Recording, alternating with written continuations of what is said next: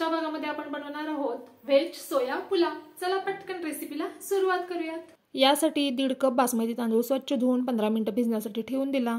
त्याच्यानंतर 1 पाकीट soya chunks छान उकळून त्याच्यातलं पाणी निथळून घेतलं। एका बाउलमध्ये अर्धी वाटी दही घेतलं, त्याला चांगलं फेटून घेतलं। त्याच्यामध्ये 1 चमचा बिर्याणी मसाला, 1 चमचा गरम मसाला, 1 चमचा तिखट, पाव चमचा हळद, चवीनुसार मीठ, अर्धा चमचा आलं लसूण पेस्ट टाकून हे व्यवस्थित मिक्स केलं। याच्यामध्ये उकळून घेतलेले सोयाबीन टाकले, फरस बी फ्लावर बटाटा टाकलं, व्यवस्थित मिक्स केलं आणि मॅरिनेट होण्यासाठी 15 मिनिटं ठेवून दिलं। गॅसवरती कुकर ठेवला, त्याच्यामध्ये 2 चमचे तूप, 2 चमचे तेल, अर्धा चमचा जिरं, थोडेसे काजूगर, 1 हिरवी मिरची, 2 उभे चिरलेले कांदे आणि 1 टोमॅटो टाकून व्यवस्थित ह्याला भाजून घ्यायचं। मॅरिनेट केलेल्या भाज्या टाकून 2 ते 3 मिनिटं ह्याच्यात फोडणीत परतून घ्यायच्या। 15 मिनिटं भिजवलेला तांदूळ टाकायचा, ह्याला व्यवस्थित ढवळून घ्यायचं। 1.5 कप तांदळांसाठी 3 कप पाणी मी टाकलेलं आहे। पुदिना टाकलेला आहे, ओली कोथिंबीर, लिंबाचा रस टाकायचा। कुकरचं झाकण लावून 1 शिटी काढून घ्यायची आणि छान चविष्ट असा आपला व्हेज सोया पुलाव तयार आहे। नक्की ट्राय करा।